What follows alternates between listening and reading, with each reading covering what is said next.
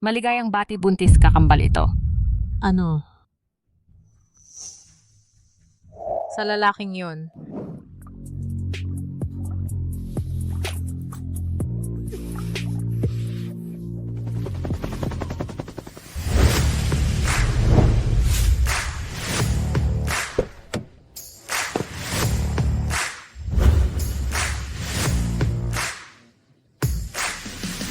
Pagbati sa pagbabalik ng Young Master tagumpay sa pagbabalik.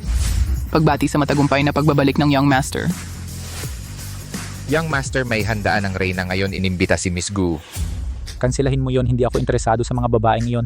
Anong klasing babae ang gusto mo? Ika-10 henerasyon na ng imperial na pamilya ang nag-iisang tagapagmana. Naghihintay ang buong bansa sa tagapagmana, 30 anyos ka na, wala ka pang asawa.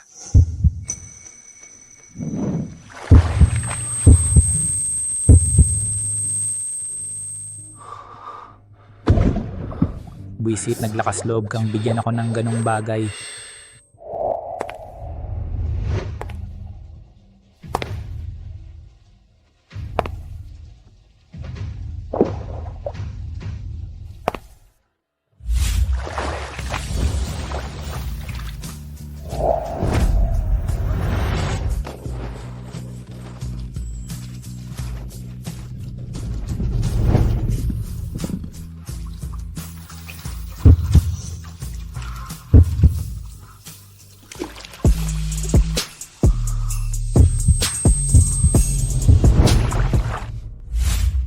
Bitawan mo ako. Pananagutan ko ito.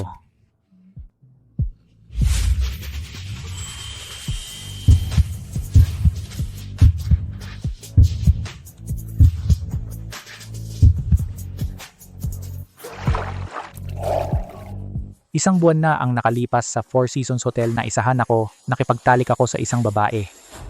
Hanapin mo siya. Nakipagtalik ka sa isang babae. Magkakaroon na tayo ng Reyna kapag may Reyna na magkakaroon na tayo ng tagapagmana ng imperyo. Hala, Young Master. Anak ko, regalo kayo sa akin ng langit. Talagang ipanganganak ko kayo at aalagaan kayong mabuti.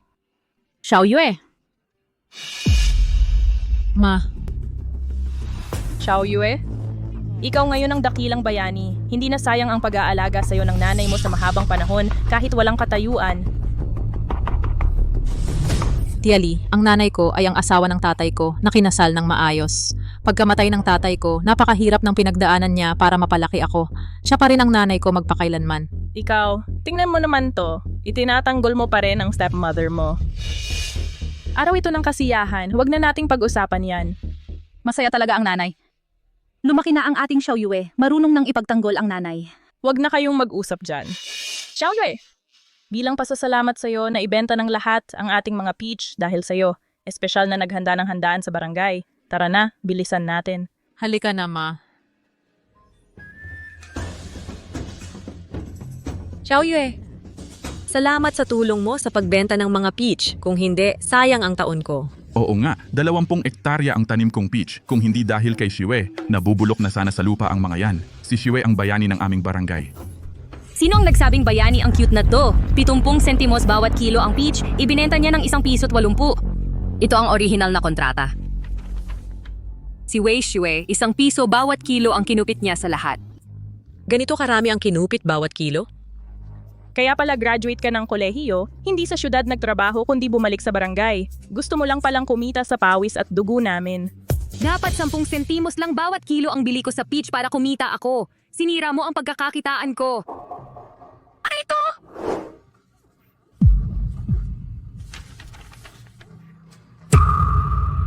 Prenatal checkup result. Nagbuntis ka ng hindi kasal. Mabuti, Wei Xue. Hindi mo lang ninakawan ang lahat. Nagbuntis ka pa ng hindi kasal. Anak ito ng lalaking hindi mo asawa.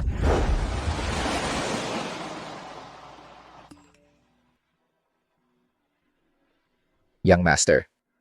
Ang magiging asawa niya ay si Wei Xue. Nagbuntis siya. At hindi lang yan, kambal pa ang dinadala niya. Young Master, ang ating imperyo ay magkakaroon na ng 2 tagapagmana.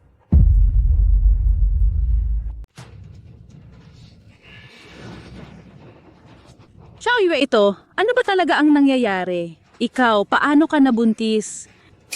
Inay, paumanhin ako. Ayokong makinig sa usapang pamilya ninyo. Pera ang gusto ko. Ibalik nyo ang pera ko. Ibalik nyo ang pera namin.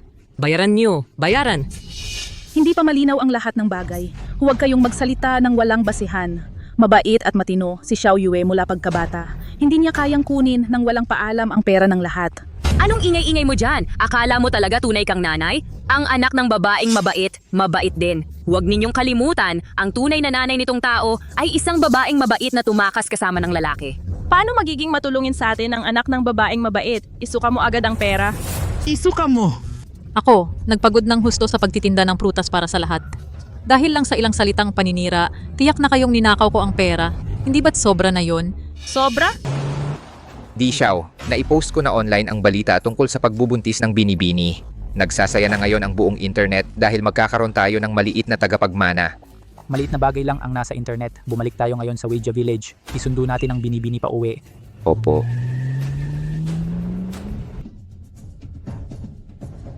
Anong nangyayari? Punong barangay. Buntis si Wei Shue bago pa ikasal. Sinira niya ang pangalan ng barangay. Gamit ang pagbebenta ng mga peach, kinuha ang pera ng lahat. Paalisin mo na siya. May ganito pala? Oo. Nako, punong barangay. Inangkin niya ang pera ng buong barangay namin. Dapat ipagtanggol mo kami, punong barangay. Hindi, punong barangay, nabintang lang ako. Punong barangay. Maaga namatay ang tatay ni Xiao Yue. Ang bata na ito, matalino na siya mula pagkabata. Hindi siya humingi ng kahit piso sa akin. Ang batang ganito, paano niya magagawa yon? Meron akong isang paraan para mabayaran niya ang utang sa barangay. Hindi ko alam kung papayag kayo. Anong paraan? Kailangan pa ng anak ni Aling Li ng asawa. Patayin niya ang sanggol sa sinapupunan niya. Magbayad siya sa pamamagitan ng katawan. Lin Chuan, nabasa ko sa internet na buntis ang magiging manugang ko. Naku, ang ganda naman. Matagal ka ng yelo, ngayon lang nagkaroon ng babae. Sa buhay ko, magkakaroon na ako ng mga apo. Naku, ang ganda. Lin Chuan, sa aming pamilya, isa lang ang nagiging anak sa bawat henerasyon, 100 taon bago nagkaroon ng kambal. Ito ay dahil sa magiging manugang ko. Kailangan mong pakasalan siya ng maayos. Ingatan mo siya. Sige, gagawin ko. Kailangan ng bigay kaya para ikasal. Buntis si Shue ng anak ko. Mula ngayon, asawa ko na siya. Ihanda agad ang bigay kaya at ipadala. Mabuti na lang at naisip mo yon, boss. Aayusin ko na. Hindi, ayokong magpakasal. Walang sino man ang pwedeng manakit sa anak ko. Si Wei Daqiang ay lampas 40 taong gulang na. Laging lasing at nakikipag-away. Abangan natin ang magiging kalalabasan nito. Nanay,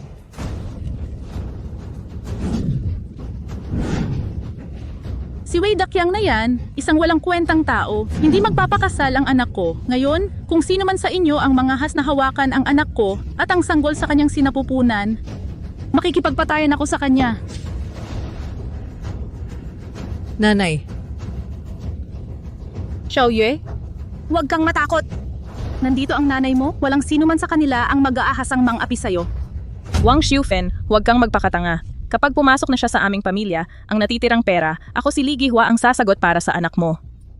Isang kolehiyala ang mapapangasawa ng libre, sulit na sulit. Panoorin ninyong lahat ngayong araw. Lalaruin ko siya hanggang ma-miscarry.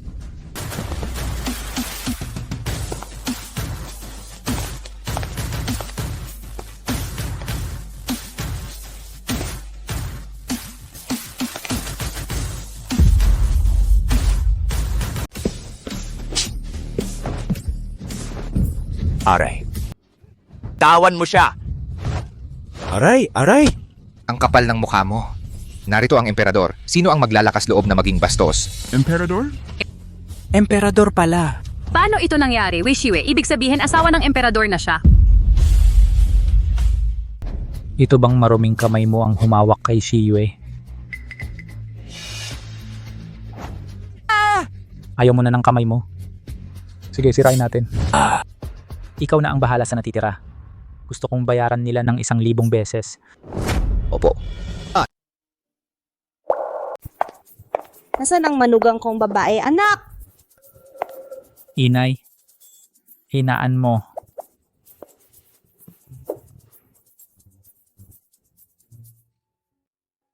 Alam ko na ang kalagayan ni Xiaoyue. Ang bata talagang malas sa buhay. Pagkapanganak pa lang, tumakas na ang nanay niya tapos nawala rin ang tatay niya. Nag-iisang lumaki sa piling ng inang panguman. Muntik na nga hindi makabayad ng matrikula. Mula ngayon, alam ko na, aalagaan ko silang mabuti, siya at ang bata. Ganon dapat.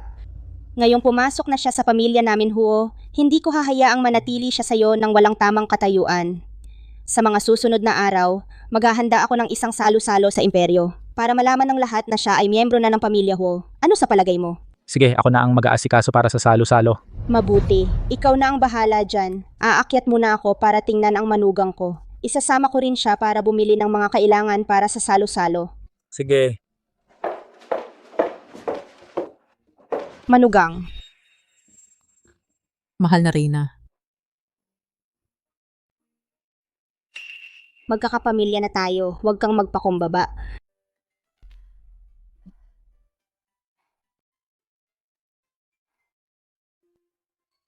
Xiuyue, ang imperial na pamilya, 10 henerasyon nang iisa lang ang tagapagmana, mahirap magkaroon ng anak.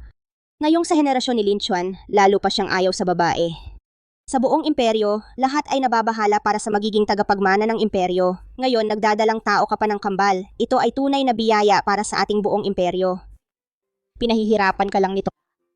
Ang dalawang batang ito ay regalo sa akin ng langit dahil sa kanila. Kahit mahirap, sulit naman ang lahat.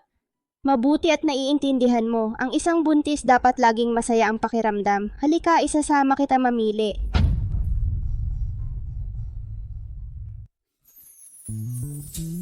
Tingnan natin kung ano ang lugar na ito. Wala talaga akong kailangan, ma. May 100 milyon sa card na ito galing kay Lin Chuan. Ang misyon natin ngayon ay ubusin natin to. Tara na.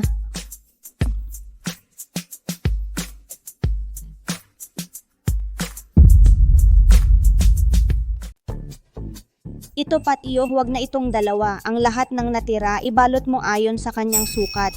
Opo, ma'am. Junho, isang piraso lang sapat na yon.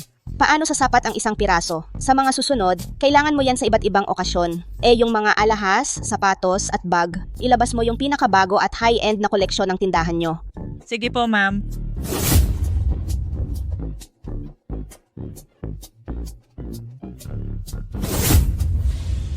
Ang kamay ng ating si Xiaoyue, maganda kahit anong isuot. Ipak mo lahat. Opo, ma'am.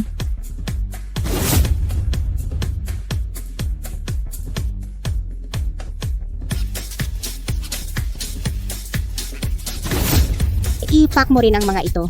Opo, ma'am. Junho, ang dami naman nito. Magkano kaya ang magagastos nito? Ang mga ito, sa card ni Lin Chuan ipinambili. Mag-asawa na kayo sa hinaharap. Ang kanya, hindi ba sa'yo rin? O na pala, sa mga brand na tiningnan natin kanina, pumili ka ng mga classic na estilo. Maghanda ka rin ng isang set para sa biyenan ko. Ipadala mo sa Ho Residence. Sige po, ma'am. Huwag. Ang laki ng gastos nito. Paano ko magagamit ang mga bagay na ito? Talagang hindi na kailangan. Ano ba ang pag-aalangan mo? Magkakapamilya na tayo sa hinaharap, dapat lang ang mga ito. At saka, maliit pa lang ito.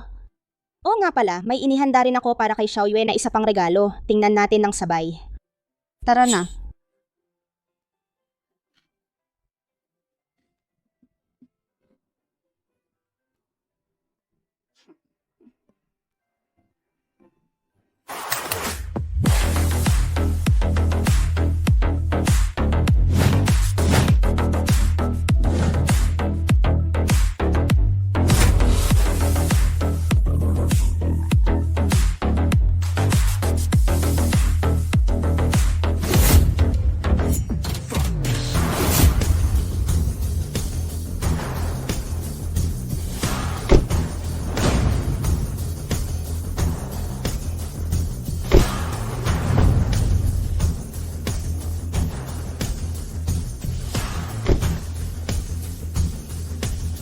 Magandang araw, Binibini. Ako ang itinalaga ni Junho na personal mong driver. Sila naman ang inihanda ni Junho para sa'yo na 100 kataong bodyguard at katulong at saka 99 na sasakyan. Magandang araw, Binibini. Magandang araw, Binibini, matandang ginang.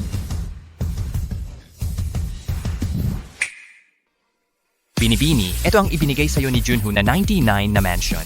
Nasa Imperial Center, Wall Street ng Amerika at Manchester ng Inglaterra.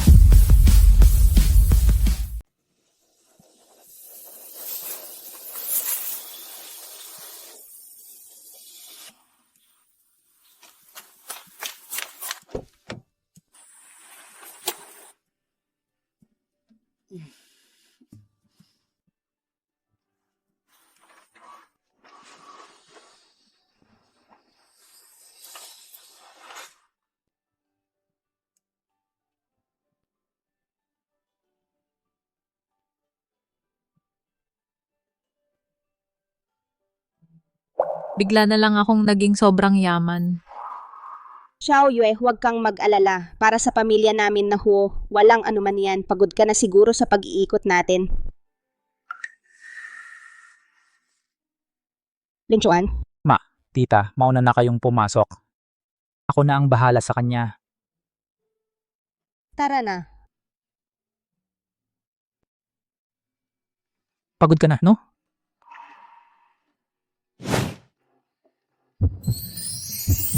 Magpahinga ka muna.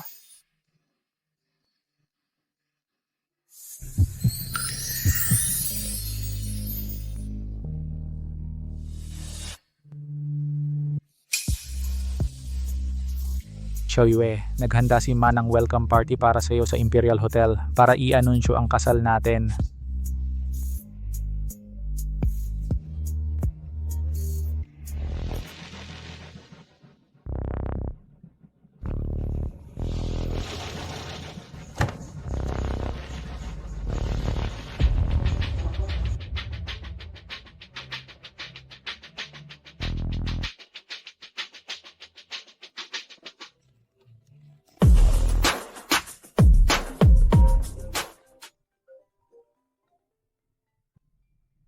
Hello?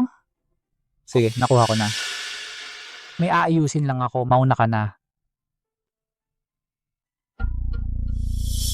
Wei Siwe, isang dukha mula sa probinsya, nasa pinakamababa ng lipunan. Paano siya karapat-dapat na tumabi kay Di Xiao? Tama ka, Jiao Jiao. Ikaw lang ang katulad mo, mayaman at maganda, ang karapat-dapat maging asawa ni Di Xiao.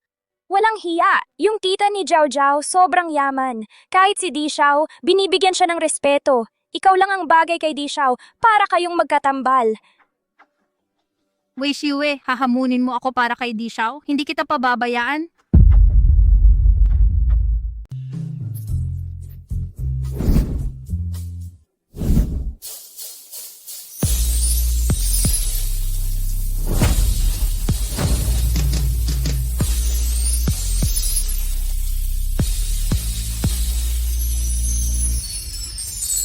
Pamilyar ang mukhang ito. Anak ng sino kaya ito? Bakit hindi ko pa ito nakikita dati? Ang ganda ng mukha. Siguro siya ang pinakamaganda sa lahat dito. Anak mayaman? Isang probinsya ng babae lang yan. Sumakay sa puno ni Di Xiao. Baka sa araw-araw ay mahulog din siya. Ginonggu. Kayo po ba? Ay kilala siya? Hindi ko siya kilala.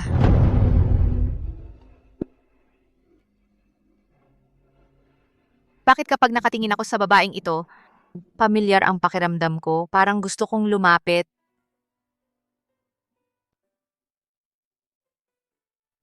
Ang ganda talaga ng handaan sa imperyo. Kung hindi dahil sa baby, baka habang buhay ay hindi ako makakapunta sa ganitong handaan. Baby, sana ligtas kang ipanganak at lumaking malusog. Tia! Jiao Jiao. Gujaw-jaw? Siya ba yung tiyan ni Gujaw-jaw na napakayaman? Bakit nang makita ko siya? Nalungkot ako? Bakit ka nandito rin? Kasalan ng engagement ni Di Xiao. Siyempre pupunta ako. Pagkatapos ng engagement ni Di Xiao, magpapakasal na siya. Alam ko, matagal mo na siyang gusto. Pero sa susunod, may asawa na siya. Meron na siyang magiging misis. Huwag mo na siyang pangarapin pa. Naiintindihan ko, Tia.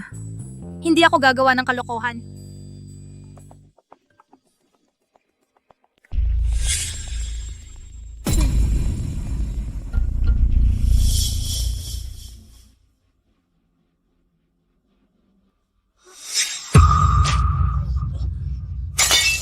Shiwe, pasensya na, hindi ko sinasadya. Xiao Shui, bakit ang ingat-ingat mo? May dressing room sa itaas. Shiwe, samahan ka naming magpalit. Oo nga, tama. Tara na. Kayong dalawa, Tara na.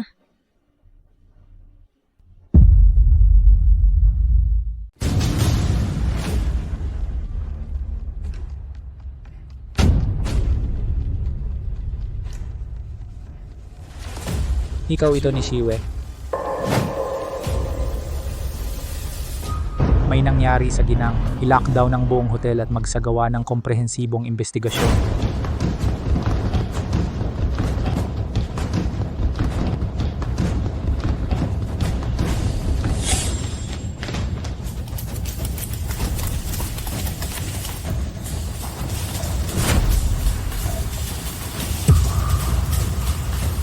Ano nang nangyari? anong ginagawa ninyo? Pasok ka dyan. Pang Shui Johan, anong ginagawa ninyo? Pakawalan ninyo ako. Isang probinsya na lang galing sa nayon, nangahas pang mangakit kay Young Master D. Kapag nagkagusto na sa'yo ang mga lalaking yan, tingnan natin kung gusto ka pa niya. Tara na. Buksan nyo.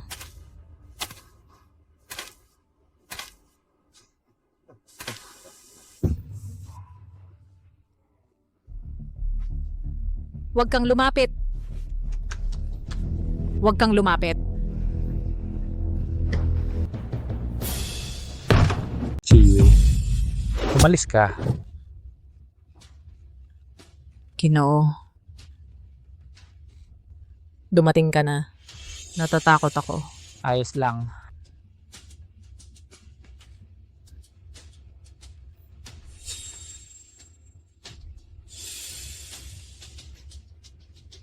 Huwag mong gagalawin ng babae ko. Ang kamay mo mawawala. Kumusta na ang mga bagay? Nalaman na namin kung sino ang nasa likod. Ipapasok ko sila. Siraan ninyo ang mga taong yon. Itapon sa kulungan ng mga lobo.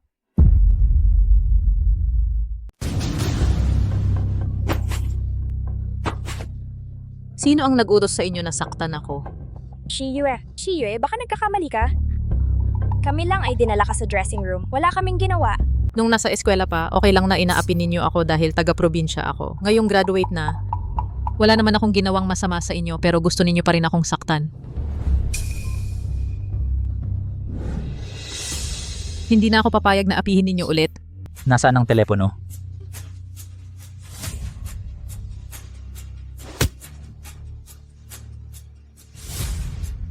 Kamusta? Ang numerong itinawag mo ay hindi umiiral.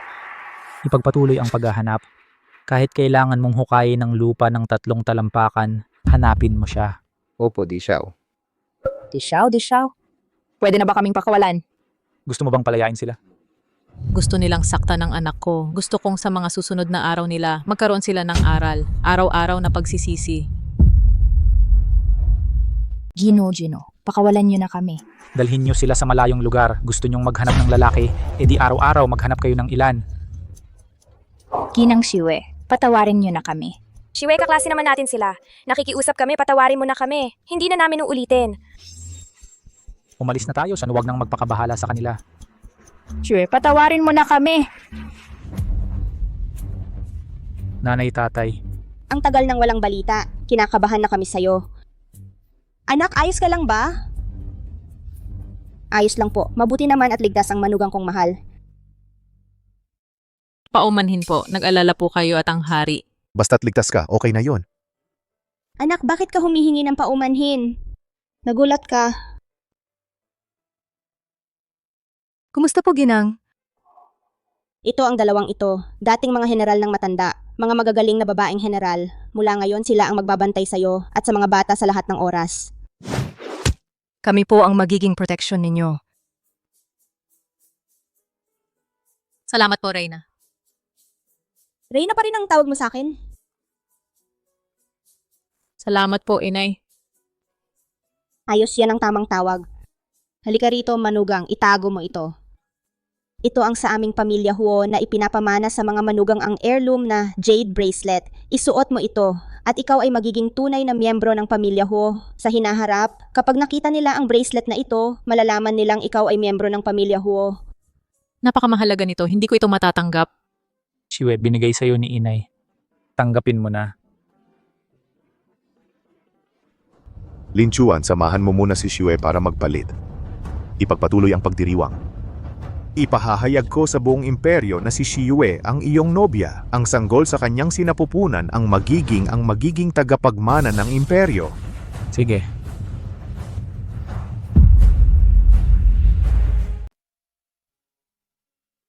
Hoy madam, meron kang bilog na hugis gasuklay. Ang ganda! Simula pa nang ipinanganak ako nandyan na yan. Sige na madam, pumunta na tayo sa salo-salo.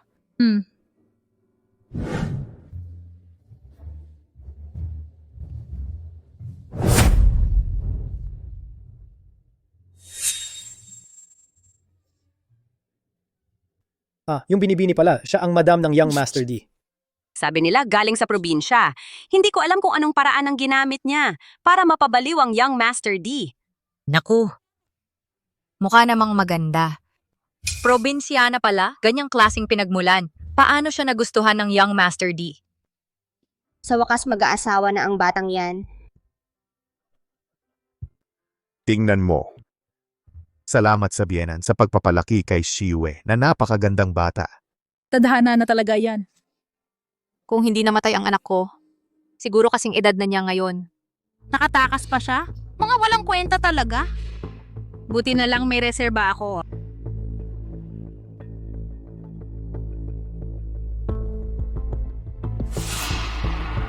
Dalhin ninyo rito ang tao.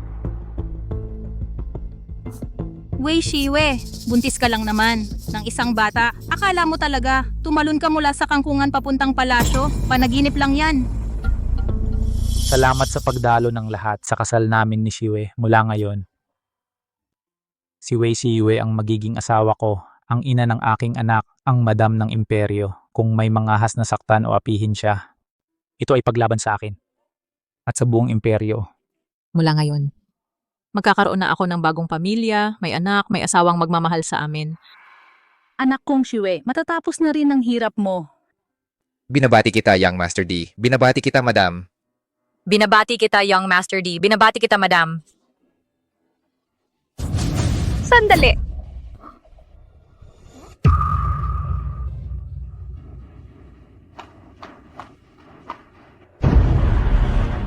Sino ang nagsabing siya ang madam, ang kasal na ito? Hindi ako sang-ayon.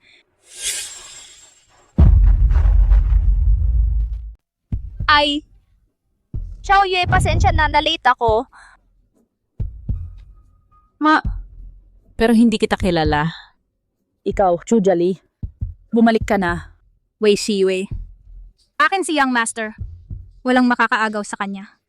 Anong nangyayari? Young Master's wife. May nanay na siya, di ba? Bakit may isa pang nanay? Ano ba yan? Nanay niya yan? Mga kababayan. Siya? Stepmother lang. Ako ang tunay na ina ni Xiao Yue. Nandito ako ngayon para pigilan ang anak ko na maging isang walang utang na loob. Hindi siya pwedeng magpakasal.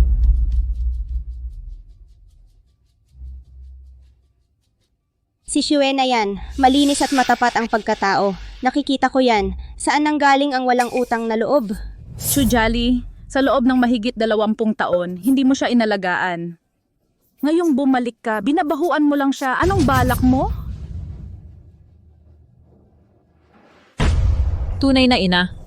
Mula nang iwan mo ako at si tatay na may malubhang sakit at ninakaw ang lahat ng pera sa bahay, nung umalis ka, hindi na kita nanay. Xiao Yue, isinusumpa ko. Noon, may malubhang sakit ako para hindi kayo mahirapan. Kaya ako umalis. Ngayon, gumaling na ako. Kaya ako naglakas loob bumalik. Tungkol sa perang sinasabi mo. Hindi ko yun kinuha? Baka naman. Wala. Tumahimik ka. Huwag mong insultuhin ang nanay ko. Yung sinasabi mong walang utang na loob, anong ibig sabihin?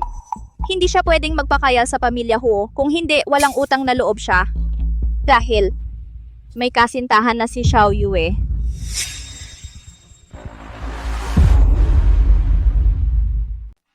Paano ito nangyari? Mula nung bata pa ako, bukod kay Lin Chuan, hindi pa nga ako nagkaroon ng nobyo. Paano ako magkakaroon ng nobyo?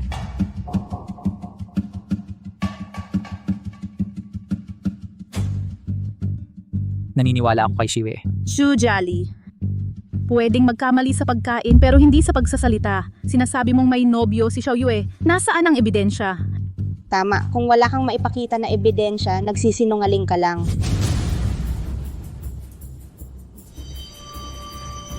Ito ang ebidensya. Tingnan nyo.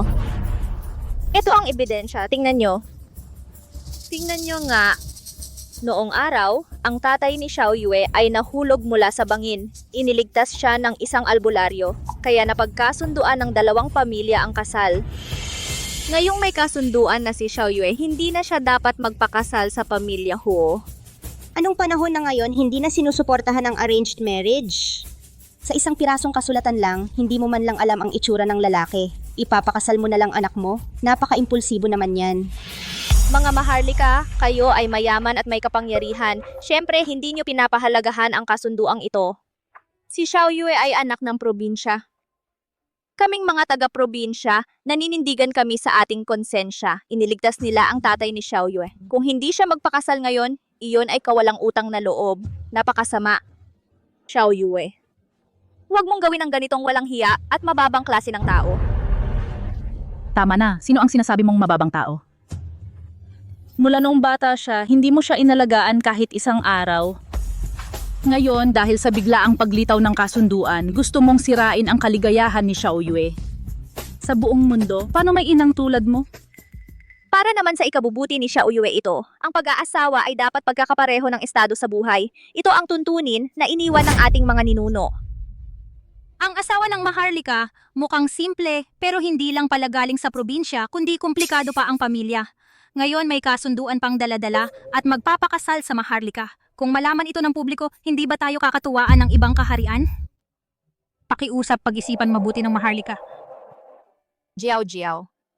Tama ang sinabi ni Ginang Gu. Isang taga-probinsya, paano magiging karapat-dapat na magiging reyna? Ang reyna ay sumisimbolo sa ating buong imperyo. Ito ay tungkol sa imperyo. Pakiusap, pag-isipan mabuti ng Maharlika. Nakasalalay dito ang imperyo. Pakiusap, pag-isipan mo muna ito ng 3 beses, Young Master. Ang kapal ng mukha mo. Nagbabanta ba kayo sa Young Master? Tumayo kayong lahat. Ang bagay na ito, alam ko ang dapat kong gawin. Xiao Yue, nakikita mo? Ang ibig sabihin ng lahat, nakita mo na, di ba? Alam ng nanay mo, kulang ka sa pagmamahal ng bata ka at hirap ka sa buhay. Ngayong nakilala mo ang Young Master, isang napakagandang lalaking tulad niya, hindi maiiwasang magkaroon ka ng masamang hangarin. Hindi ko hahayaang magkamali ka ng paulit-ulit. Ang pagiging materialista ay hindi magdudulot ng magandang kinabukasan. Mag-ingat ka sa iyong pananalita. Hindi kailanman nagkaroon ng masamang hangarin si Xiwe. Ako ang gustong pakasalan siya. Ipinanganak mo ako pero hindi mo ako pinalaki. Nawala ka ng mahigit 20 taon tapos ngayon paglitaw mo sinisiraan mo ang ugali ko. Ikaw ba talaga ang nanay ko? Oo. Siyempre ako ang nanay mo. Alam iyon ng buong nayon. Ako ang nanganak sa'yo pero hindi dapat malaman ng iba na siya ay isang batang ligaw na nakita ko sa maisan. Kung hindi dahil may nagbayad sa akin para sirain ang kasalang ito, sino ang mag-aalala sa munting ito? Mayroon palang tunay na ina na ayaw maging masaya ang kanyang anak. Kung anak ko siya, hindi ko siya hahayaang magdusa kahit kailan. Sayang. Ang anak ko... Miss Gu, binabati kita sa pagsilang ng iyong anak na babae. Tulad mo, meron din siyang bilog na marka sa kaliwang balikat. Mabuti. Bagong panganak pa lang, namatay agad. Tita, kung gusto mo pa rin ang batang iyon, noon pa yun itinapon ni Daddy. Itinapon na! Ako lang ang magiging tagapagmana ng pamilya Gu. Tita, huwag mo nang isipin ang mga malulungkot na bagay na iyon. Sa totoo lang, si Wei Xiwe hindi siya karapat-dapat maging asawa ng Young Master. Tita, alam mo, tapat ang nararamdaman ko para kay Young Master. Pwede mo ba ulit akong tulungan? Pwedeng tulungan mo ako? Anong sinasabi mo? Buntis na si Miss Wei sa anak ni Emperor Xiao. Tapos na ang usapan. Huwag ka nang mag-isip ng kung ano. Susundin ko na lang ang payo mo. Bruha, ayaw mo akong tulungan. Pag napalayas ko si Wei Si, ako na ang magiging asawa ni Emperor Xiao. Mamanahin ko ang kumpanya at yaman mo. Magdudusa ka sa akin. Xiao Yue, ha? Masyadong malaki ang agwat ninyo ni Emperor Xiao.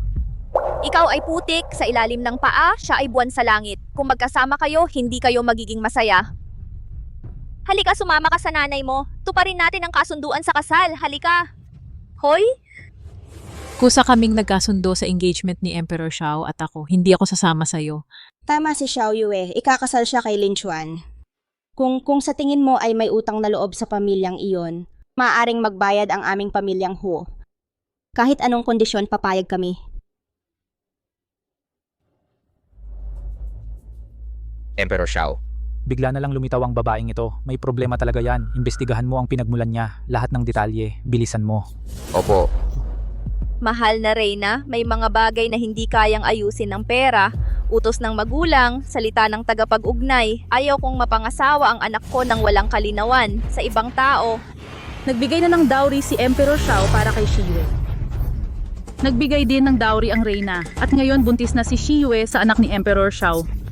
Kapag pinakasalan siya ni Emperor Xiao, karapat dapat iyon.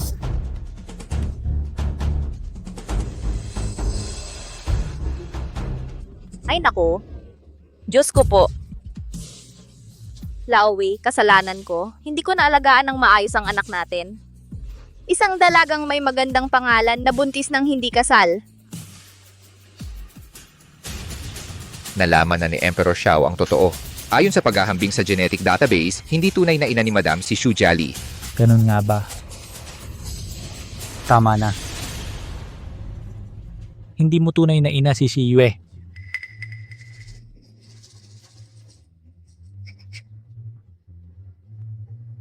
Sabihin mo, sino ang nag-utos sa iyong manggulo? Kaya pala ayaw mong maging masaya ang anak mo. Hindi pala tunay na ina. Ano, may ganitong pangyayari pala? Kaninong anak nga ba talaga ang madam? Ako hindi ko naiintindihan ang sinasabi ninyo. Anak ko siya, ngayon din aalisin ko siya. Xiao Yue, ipa-abort natin ang bata. Mag-asawa ka ng may kayang lalaki. Halika na. Bitawan mo ako. Sumama ka sa akin. Shiyue, Bitawan mo siya.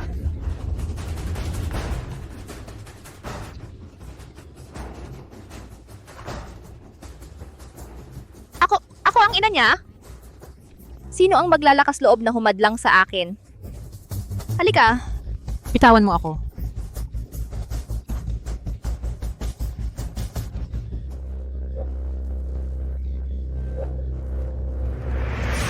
Pareho ng birthmark ng anak ko. Hinto, hindi mo siya maaring dalhin. Anak ko siya.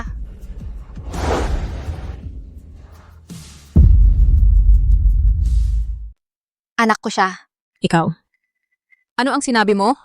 Ano? Siya ay anak mo? Itong asawa ng Young Master D, hindi ba galing sa probinsya? Paano naging anak na babae ng pamilyang Gu? Ano ba talaga ang nangyayari? Dalhin ninyo siya sa pilitang pag-usisa. Aray, bitawan ninyo ako. Aray. Shiyue, ayos ka lang ba? Ayos lang. Siya ba ang tunay kong ina? Magiging katulad kaya siya ni Xu Jiali? Xiao Yue. Yung nasa kaliwang balikat mo yung marka na hugis ka suklay, oo. tagal ko na yan. Ikaw talaga ang anak ko? Ano ba talaga ito? Hindi ba dapat yung bata ay tinapos na ni Papa? Si Wei Shiyue na yan, paano naging anak ni tita? Anak? Ikaw ba talaga? Ang tunay na ina ni Xiao Yue?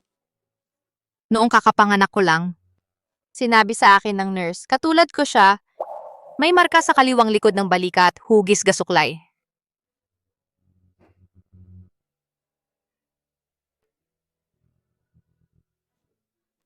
Bakit mo ako iniwan nun? Hindi ko ginawa yon, anak. Noon, sinabi nila sa akin na namatay ang bata. Anak ko, sa lahat ng mga taong ito, walang araw na hindi kita naaalala, anak. Kawawang bata. Ikaw ba talaga ang nanay ko?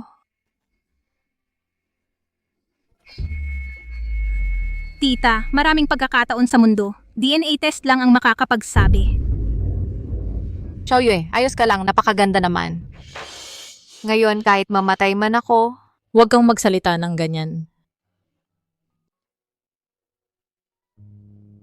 salamat sa inyo sa pag-aalaga kay Xiaoyue ng mabuti. Hoy. Kung ikaw nga talaga ang tunay na ina ni Xiaoyue, mawawala na ang isang alalahanin ko. Bakit? Paulit-ulit na lang nakakaligtas yung babaeng yan? Sa pagdating niya, kinuha niya ang lahat ng sa akin. Wei Shiwe! Hindi kita palalampasin. Talagang hindi.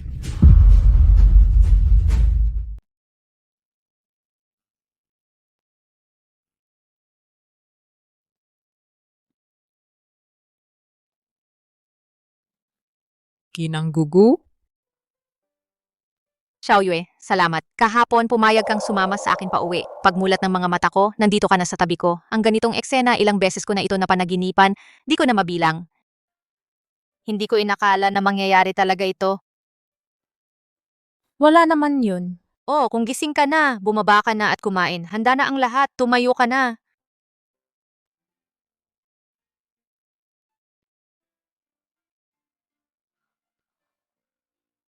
Hindi ko alam kung ano ang gusto mong kainin. Kaya pinapaghanda ko si Ate Wang ng iba't ibang putahe. Kain ka na.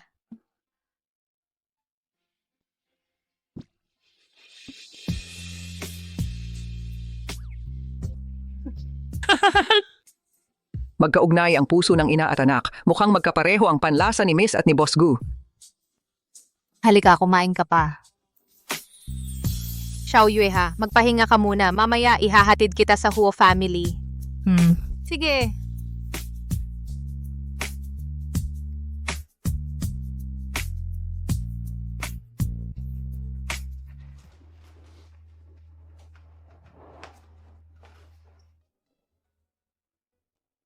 Ito ba ay... Ito ang mga regalo sa iyong kaarawan na inihanda ko sa loob ng maraming taon.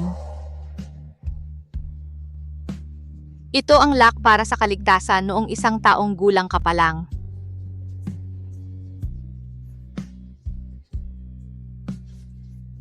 Ito ang walker noong 2 taong gulang ka. Ito naman para sa 3 taon. Ito para sa 4 na taon. Ito naman para sa 5 taon.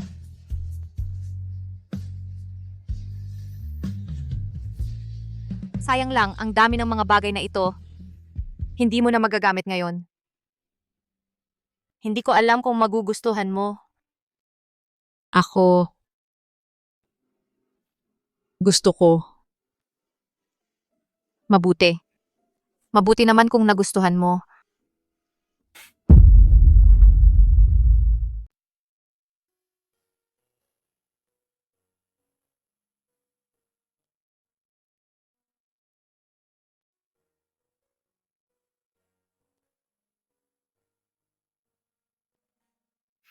Linchon, Nandito ako.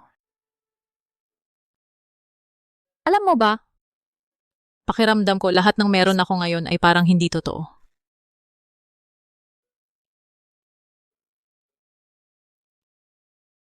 Paano naman nangyari yon? Pagkatapos kitang makilala, parang umayos na ang lahat.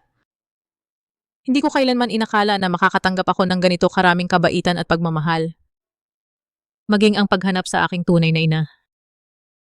Natatakot ako na baka isang araw pagmulat ko ng mata, mawala na lang ang lahat ng ito. Hindi dahil sa akin kaya naging maganda ang lahat. Maganda ka na talaga simula pa lang. Karapat dapat ka sa lahat ng magagandang bagay sa mundo.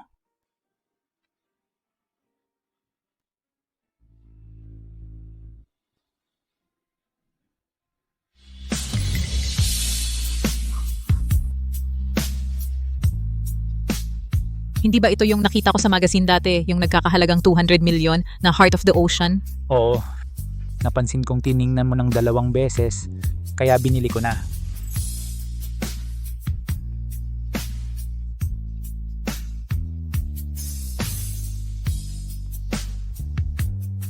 Gusto mo ba? Gusto ko. Pero sa susunod, huwag ka nang bumili ulit. Marami na akong alahas. Anong nangyayari? Sinisipa ako ng mga bata. Talaga? Uy. Oras na. Siguro sinasabihan na ako ng mga bata na oras na para maglagay ng oil sa tiyan mo. Halika. Ako na ang maglalagay. Tulungan kita. Halika. Malaki na ang tiyan mo. Mahirap na para sa'yo. Ako na ang bahala mula ngayon.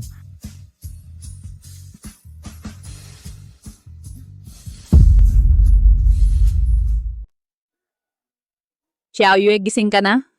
Nanay, nasaan si Lin Chuan? Si Di Xiao ay pumunta na sa opisina. Dahan-dahan. Malaki na ang tiyan mo ngayon. Hindi maginhawa. Sa susunod, ako na ang gagawa.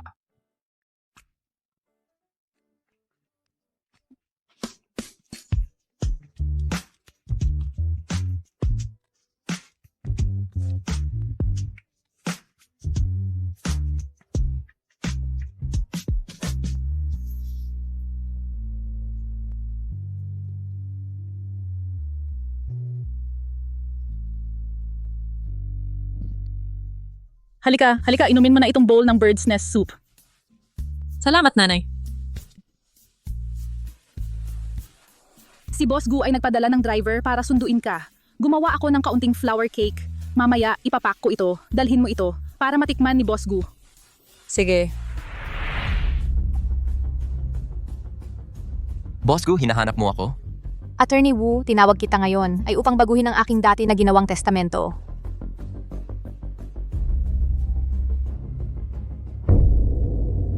Kakaiba. Hindi kailanman naglulak ng pinto si tita. Baka may nangyayari. Ang ibig mong sabihin ay, ang tagapagmana ng ari-arian at ang may hawak ng kapangyarihan sa stock market mula kay Miss Gu Jiaojiao ay papalitan kay Miss Wei Xue? Oo. Si Xiaoyue ay aking anak na babae. Sa loob ng maraming taon, sobrang napabayaan ko siya. Ang kaunting bagay na ito ay para lang sa kanya bilang maliit na kompensasyon. Boss Gu, masyado kang mabigat magsalita. Sa totoo lang, hindi ito ang iyong kasalanan. Siguro, si Miss Wei ay tiyak na maiintindihan ang iyong pagsisikap. Kung payag si Xiaoyue, ako ay tutulong sa kanya upang maging bagong pinuno ng Gu family. Kung ayaw niya, ang mga bagay na ito ay sapat para sa kanya na hindi mag-aalala sa pagkain at damit sa huling bahagi ng buhay. Ayos ka matandang babae. Nang mahanap ang anak na babae, gusto mo na akong itaboy. Sa loob ng maraming taon, ako ang laging kasama mo. Pinsan, ano ang ginagawa mo dito?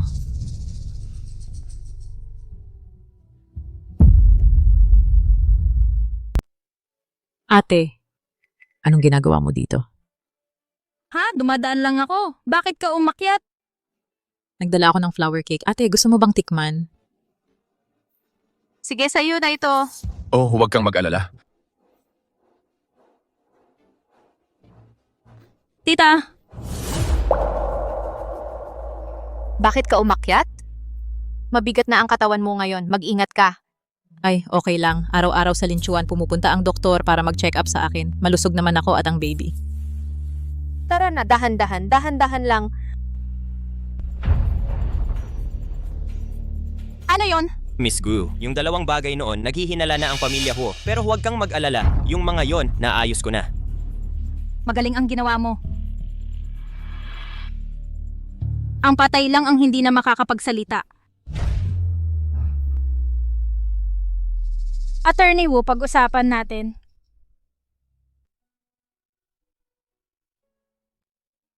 Ito yung herbal tea galing sa border ng Yun Country. Kasabay nitong flower cake, tama na tama talaga, tikman mo.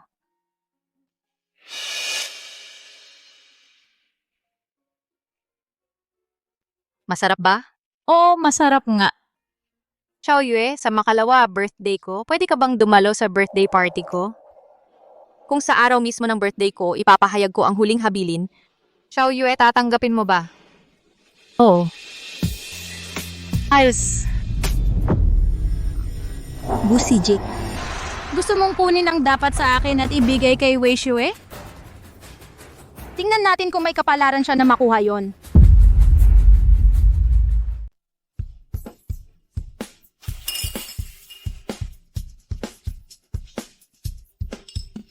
Ang birthday party ngayon, ang ganda talaga, napaka-grand, walang duda. Ang imperyo ang tanging kayang makipagkompetensya sa Ho family ay ang Gu family. Narinig ko, ang Gu family, sa babae lang ipapamana ang yaman, hindi sa lalaki. Kung maging anak na babae ako ng Gu family, talagang swerte na mula sa nakaraang mga buhay. Heto, di ba siya yun? Kulang ka sa alam, siya yung...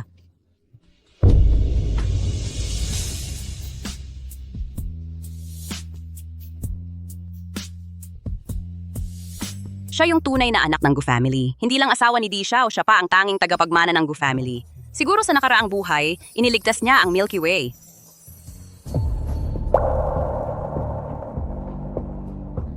Xiao Yue, Di Xiao, narito na kayo.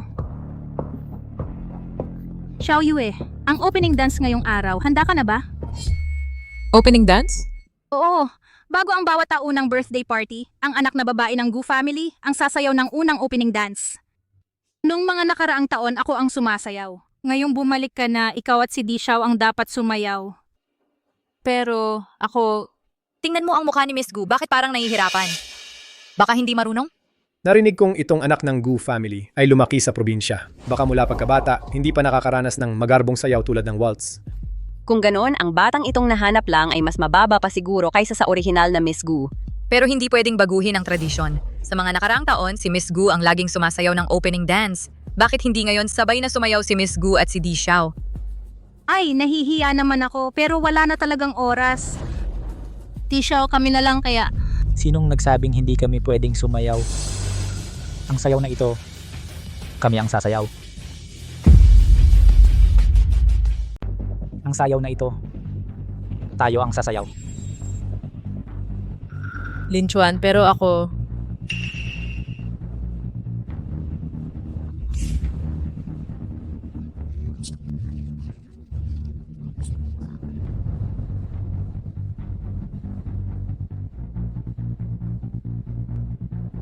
Relax lang. Sundan mo lang ang rhythm ko. Tingnan natin kung gaano kakagaling sumayaw.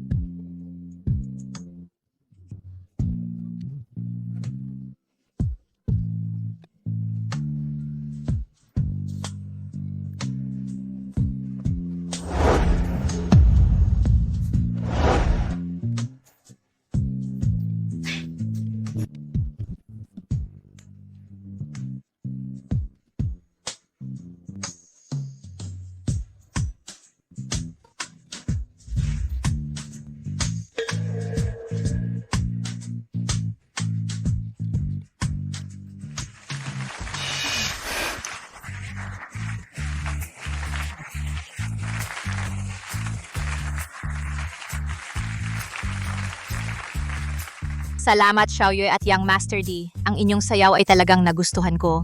Ang sayaw ni na Miss Yue at Young Master D ang pinakamagandang version na nakita ko. Si Young Master D at Miss Yue ay talagang para sa isa't isa. Pag sumasayaw, ang lapit ng pagkakasundo. Hindi ko inakala na si Miss Yue ay hindi lang maganda, kundi ang galing din sa sining. Talagang tunay na anak ni President Gu. May dating ni President Gu nung araw. Huwag na kayong tumayo. Maupo na kayo.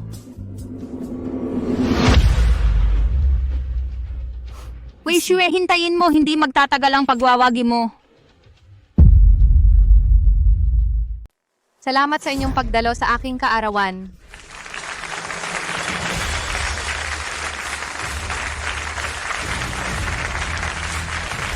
Ngayon may gusto akong ipahayag sa lahat. Ako, si Gu Sijie, ay kusang loob na maglilipat ng lahat ng aking ari-arian at 70% ng shares ng Gu Group Corporation sa aking anak na babae. Si Wei Xue.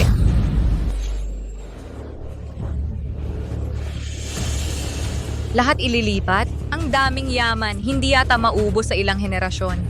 At ang 70% ng Gu Group, ibig sabihin si Miss Yue ang magiging bagong leader ng pamilya Gu? Si Miss Yue naman asawa ng Young Master. Ano pang wala sa kanya? Ang mga ito, dagdag condition lang. Shue, halika.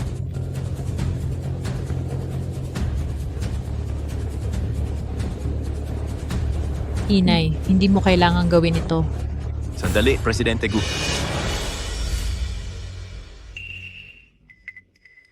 Presidente Gu. Miss Yue, maaaring hindi siya ang iyong tunay na anak. Attorney Wu, anong pinagsasabi mo? Presidente Gu, mas mabuting tingnan mo ito. Anong nangyayari? Hindi. Hindi, imposible. Hindi ito totoo.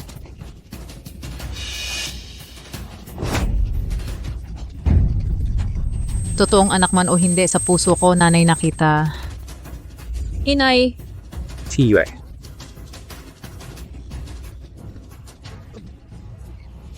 Akala mo ba tapos na? Ikaw ang nagtulak sa akin dito.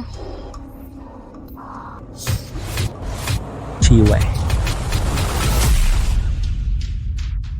Si Yue.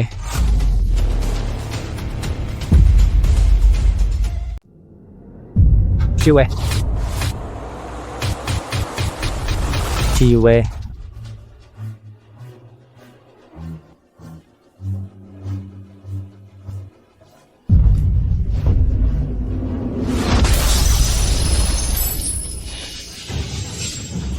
Hala, Huwag kang tumingin. Nang isugal ni Dishaw ang buhay niya para iligtas ang napakagandang babae. Di siya, nandyan na ang sasakyan. Nasa labas. Bilisan mo! Ikaw na ang bahala dito. Sige. Tara na. Shiwei, bakit ang lamig ng kamay mo? Huwag kang mag-alala, magiging maayos din ang lahat. paano nangyari ito? Gusto kong pumunta sa ospital. Dalhin mo ako sa ospital. Sige, pupunta tayo sa ospital. Kumalma ka muna, may dinadala kang sanggol.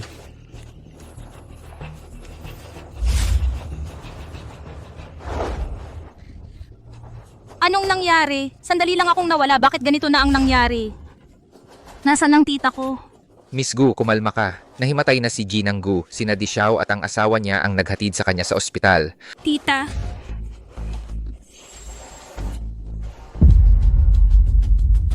Ako ito, espesyal kong nilutong lugaw na masustansya. Kain ka ng kaunti. Ma. Hindi pa lumalabas si Ginoong Gu. Wala akong gana. Kailangan mong isipin ang sarili mo at ang bata. Halika. Mabait ka. ang tiyahin ko ngayon ay nasa panganib. Kayong dalawa nagmamahalan pa rin dito? Huwag mo siyang pansinin, kain ka lang. Ate, naghihintay din kami. Huwag mo akong tawaging ate. Wala akong kapatid na babaeng malas na tulad mo. Binibining Gu. Pakibantayan ang iyong pananalita. Linchuan, huwag na. Ate. Si Binibining Gu masyado lang sigurong nag-aalala kaya ganito. Hanggang ngayon, nagpapanggap ka pa rin? Wishiwe, ang galing mo talaga. Gamit ang iyong mukhang kawawa, naloko mo ang lahat. Hindi ako nagpapanggap. Tinanong ko ang sarili ko, wala akong ginawang masama sa'yo. Bakit ganito kalaki ang galit mo sa akin? Bakit? Niloko mo ang tiyahin ko para ibigay sa'yo ang lahat ng ari-arian niya. At ngayon nasa operasyon siya at nasa panganib. May mukha ka pang magtanong kung bakit. Gu, Jiao Jiao, ang pagbibigay ng ari-arian ay desisyon ni Ginoong Gu. Wala kang karapatang sisihin si Shiwe. Young Master, hindi ka talaga dapat makisama sa kanya. Lahat ng malapit sa kanya ay nagiging malas. Ang tiyahin ko ang buhay na halimbawa. Gu Jojo, grabe ka na. Doktor, kumusta na ang nanay ko?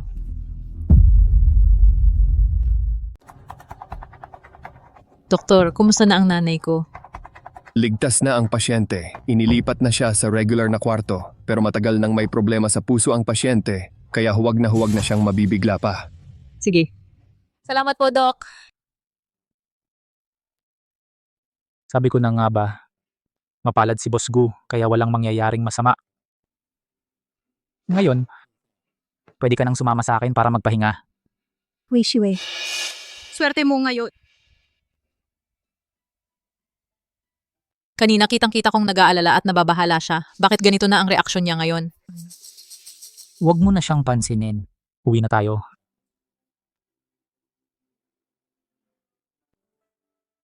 Na-stress ka ngayong araw? Ito kamay mismo ng nanay ko ang gumawa ng pampatulog na pabango. Maga kang matulog.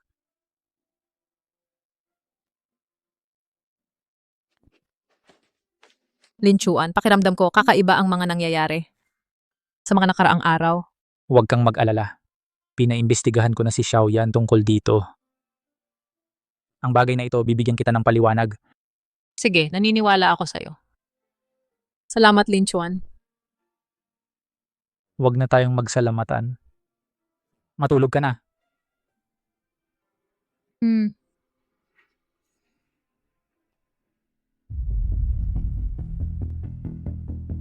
Kumusta na ang investigasyon? Boss, sa ngayon ay sigurado na hindi aksidente ang nangyari kanina, gawa-gawa ng tao. May ginawa sa mga CCTV, isang hikaw lang ang natagpuan sa lugar. Hikaw?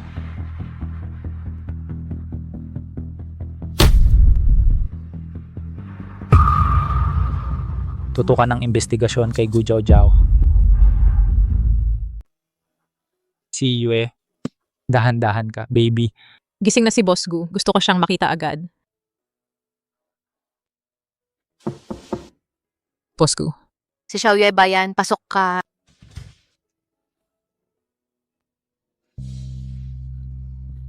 Mabuti naman at wala kang nangyari. Natatakot ako. Tumayo ka na, mabuting bata. Boss Gu, ito ang sinabawang inihanda ni Shiyue para sa inyo. Salamat sa inyong pag-aalala at kayo pa ang unang dumalaw sa akin sa matandang ito. Sa ganitong pagkakataon, hindi pa rin dumating si Gu Jiao. Talagang may problema siya. Okay na ako. Hindi ba kayo nasaktan, ikaw at si Young Master D? Lahat kami ay okay. Sayang lang. Si Attorney Wu ay tinamaan sa ulo at hindi na naagapan ang kanyang kalagayan. May nangyari kay Attorney Wu?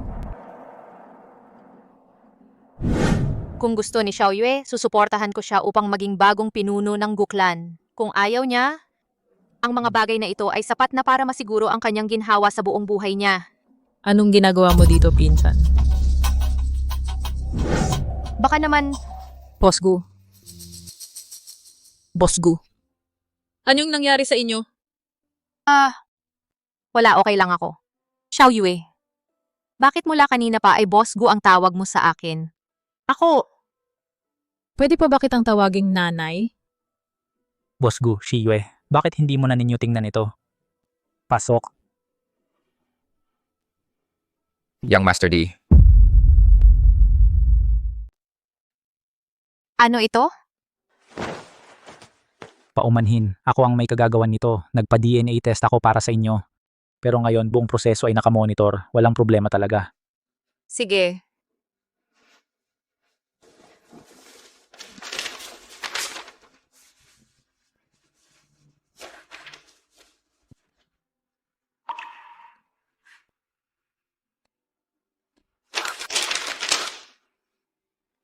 Xiaoyue. Ma. Yue. Ma. Alam kong hindi ito mali. Ikaw talaga ang anak ko.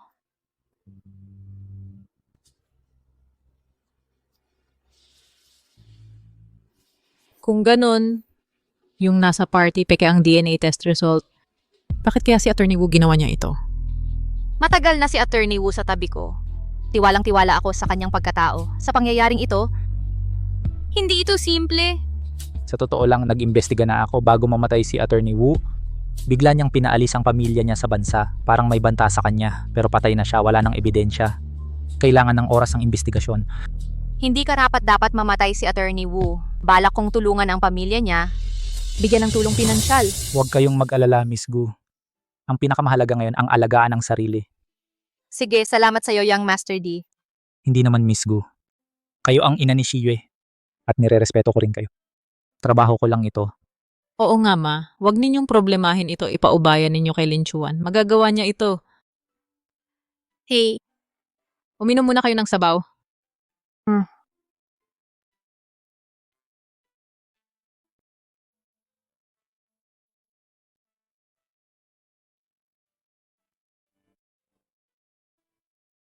Masarap.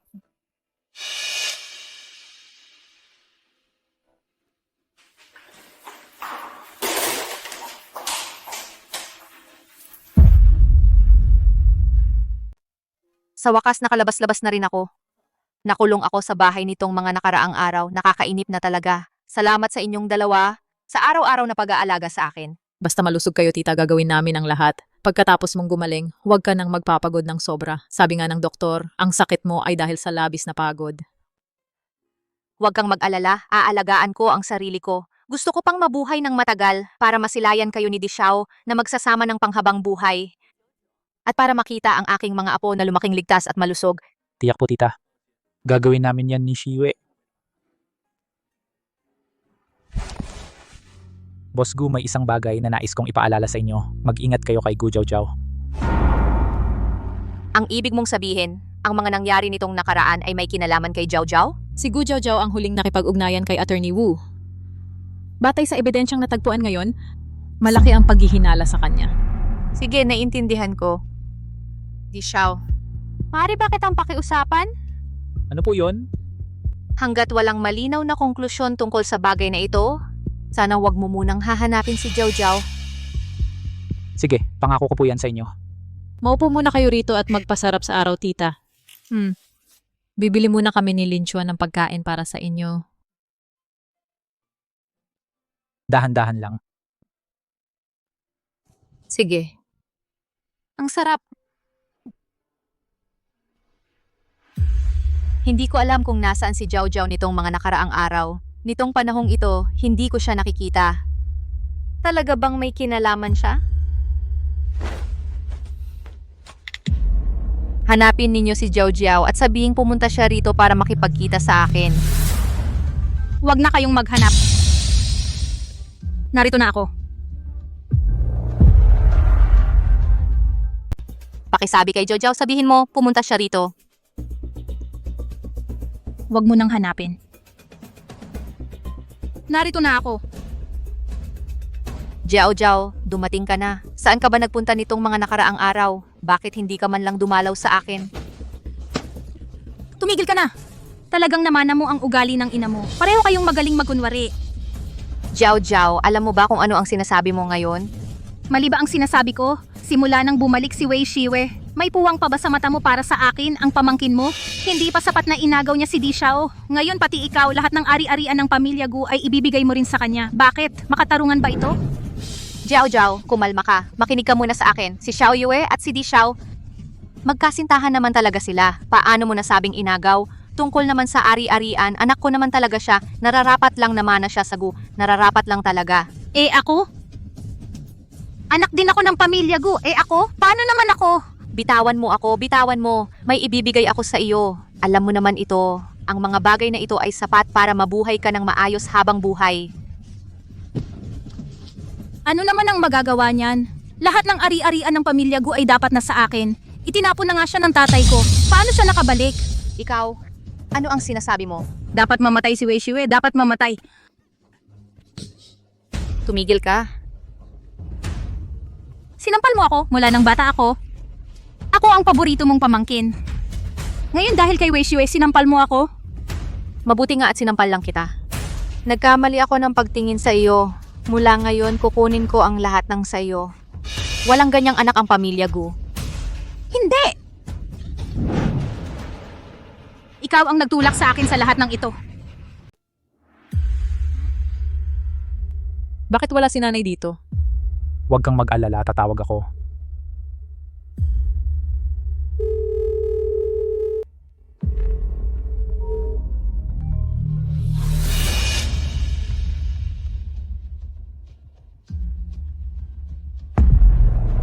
Ako, may nangyari. Ito ang cellphone ni nanay.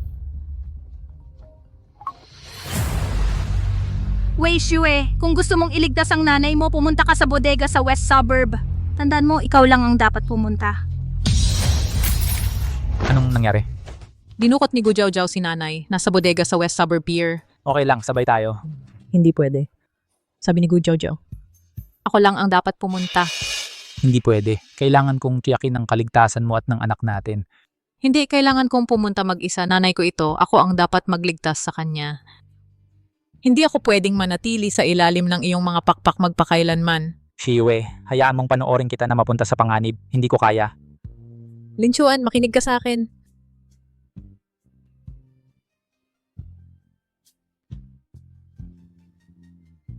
Ipangako mo sa akin. Ingatan mo ang sarili mo. Gagawin ko. Hindi ko hahayaang masaktan ang sarili ko at ang anak natin. Aalis na ako. Sige.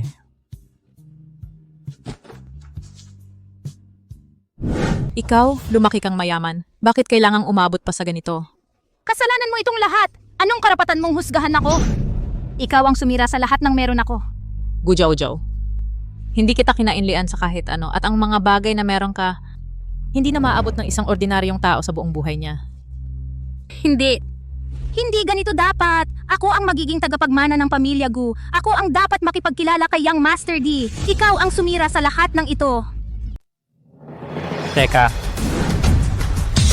Lin Chuan. sa halip gamitin mo ang buhay ko para palitan. Ano sa palagay mo? Huwag, Lin Chuan, huwag kang pumunta doon. Di Xiao, alam mo ba ang sinasabi mo? Ikaw ang hindi matatalong Diyos ng digmaan ng imperyo. Ngayon para lang sa isang maliit na kaibig-ibig, ni hindi mo na ba pinapahalagahan ang sarili mong buhay? Ako ay nagpoprotekta. Sa taong pinakamahalaga sa akin. Handa ka pa rin gawin ito para sa kanya hanggang sa puntong ito? Bakit? Sa loob ng maraming taon. Lagi akong nagsisikap na maging mahusay na makasabay sa iyo. Siya naman, wala siyang ginawa ngunit ninakaw kanya. Lin Chuan, kung gusto mo lang ng isang anak, kaya ko rin yan. Pagdating sa damdamin, hindi ito mapipilit. Ganito na lang, pakawalan mo si Jigu. Ako na ang maging hostage mo. Pumunta ka muna rito, pakakawalan ko siya. Nakaposisyon na ang mga sniper. Mamaya dalhin mo ang nanay mo. Palayo. Ingatan mo ang anak natin. Ikaw din. Kung hindi ka pa dumarating, magbabago na ako ng isip.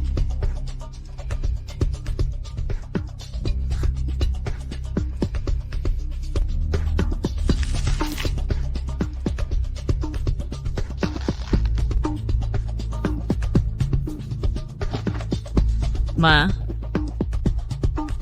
Ayos ka lang ba? Ayos lang ako. Pabilisin mo ang pagbalik ni Di Xiao.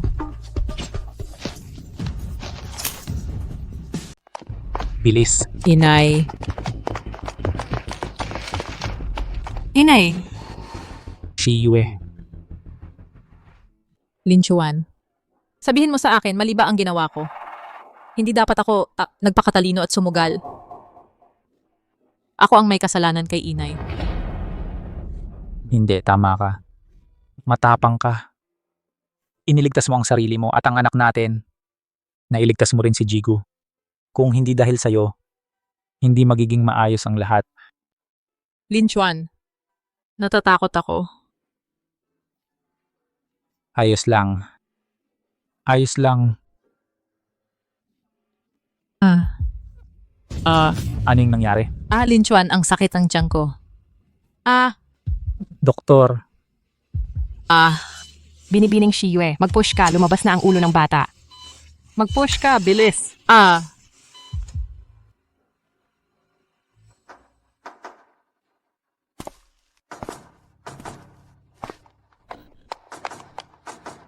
Kumusta na ang kalagayan ni Xiao Yue ngayon?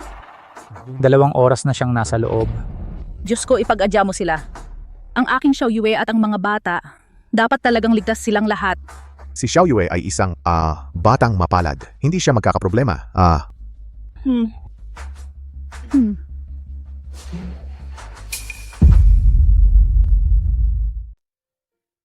Maligayang bati, Di Xiao. Ligtas ang ina at ang sanggol.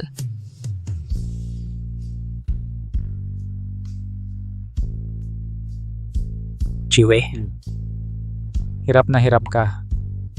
Nasaan ang anak natin? Kinang, ang mga batang lalaki ay kamukhang kamukha ni Di Xiao. Mabuti. Mabuting kamukha ng tatay nila.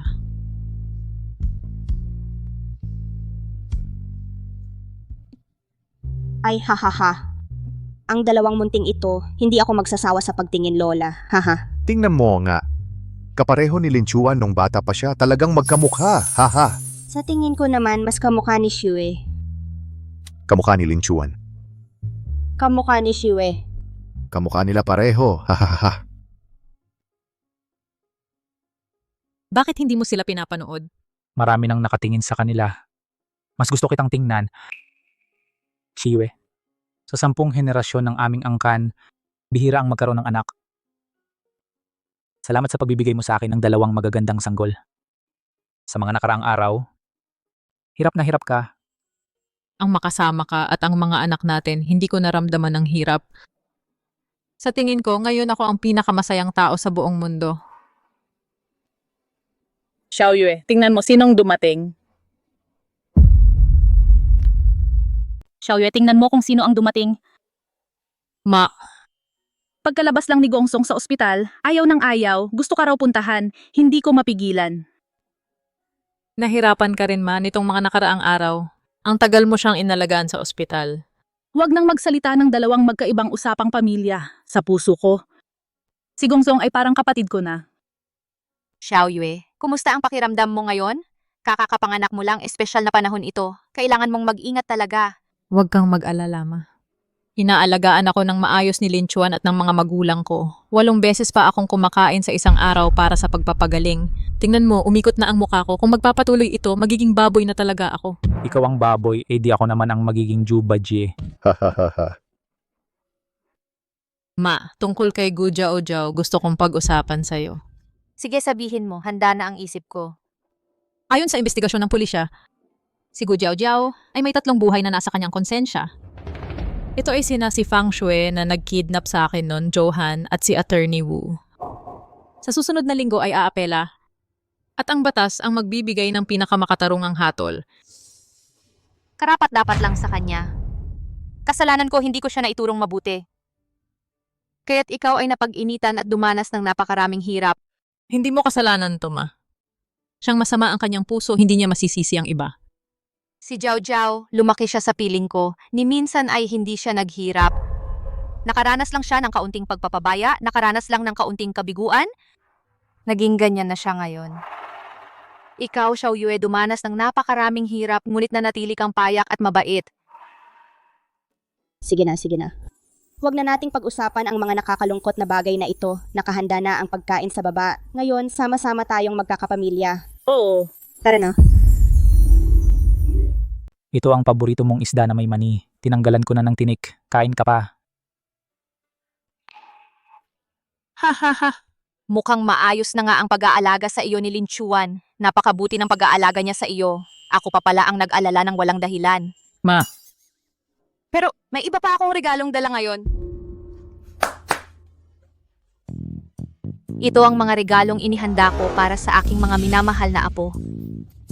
Isang pares ng gintong kandado para sa kaligtasan. Lahat ay pinabanal ng isang dalubhasa. Isang set ng damit na may gintong burda. Isang pares ng kutsarang jade. Isang pares ng pilak na pulsera mula sa Ming at Qing. At iba pa, ma, ang dami naman nito. Isasama pa ang mga bigay ng hari at reyna. Ang 2 ito kahit sa susunod na buhay ay hindi mauubos.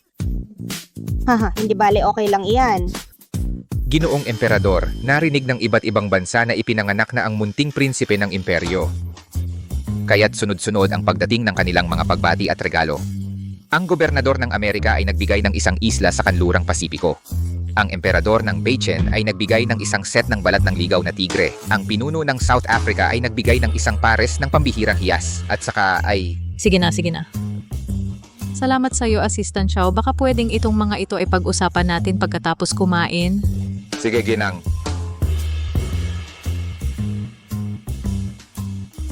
kumain muna tayo. Pagkatapos kumain, dadaling kita sa isang lugar.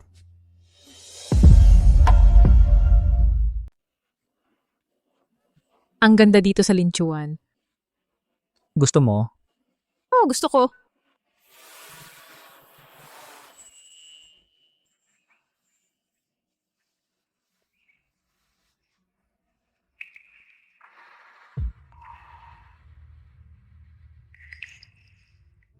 Xiyue. Bago kita nakilala, hindi ko naisip na magiging asawa ko. Isang ama. Salamat sa pagdating mo. Nagbigay ng kaganapan sa buhay ko. Wei Xiyue. Pakakasalan mo ba ako?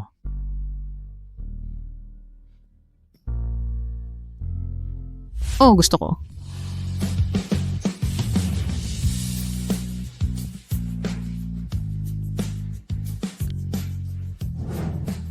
Xiyue.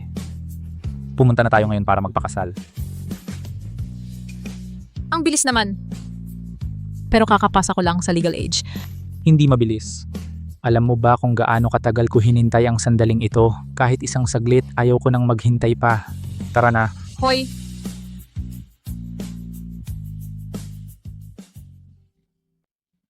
Mula ngayon, may lisensya ka ng magtrabaho. Ano ang itatawag mo sa akin mula ngayon? Asawa. Hindi ko marinig. Asawa. Asawa ko. Oh, kumusta na? Ay nako, hahaha, ang ganda naman. Nakaka-relax ka na ba? Ay nako, sa wakas, dumating na ang araw na ito. Anak, ang galing-galing mo. Hahaha. Para akong nakita ang sarili ko nung bata pa ako. Hahaha. Mga anak, si mama at papa ay nakapagparehistro na. Ito ang tinatawag na doble ang biyaya, hahaha. Mapa, huwag na kayong mang-asar sa amin. Ngayong tapos na ang lahat, gusto ko ring bumalik sa paaralan. Matagal na akong graduate, hindi pa ako nakakabalik kahit minsan. Ang pag-uwi sa paaralan, pwede mo nang ipagpaliban. May mas mahalagang bagay na naghihintay sa'yo. Ano iyon? Siyempre, ang maging nobya ko. Tama ka dyan. Dapat ka nang maghanda para sa kasal. Handa na ang mga gamit, nasa dressing room. Hintayin ka naming pumili. Tara na. Ang bilis naman. Anong gusto mo sa kasal, tradisyonal o moderno? Ito namang tradisyonal, mahinhin at eleganteng klase. Bagay kay Shiwe. Pero itong moderno, sosyal at mataas ang klase, bagay din kay Shiwe. Ay, ang hirap pumili. Baka gusto nating gawin pareho. Tama ang sinabi ng biyenan ko, hahaha. Mga mama, sobra naman kayo.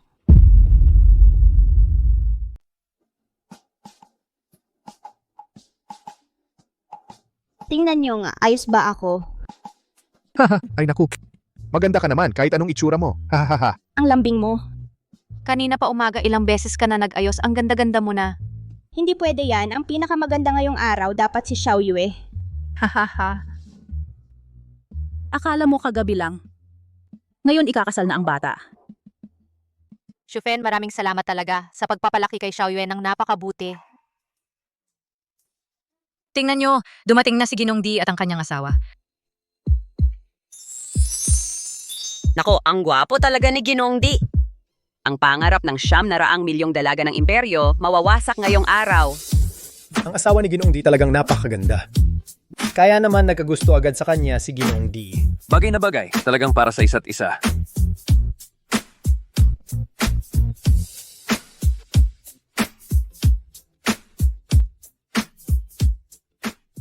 Ginoong Hualinchuan. Sa mga darating na araw, sa kalusugan man o sa karamdaman, nais mo bang pakasalan si Binibining Wei Xue bilang iyong asawa? Oo, gusto ko. Binibining Wei Xue, sa mga darating na araw, sa karalitaan man o sa kayamanan, nais mo bang pakasalan si Ginoong Hualinchuan? Oo, gusto ko.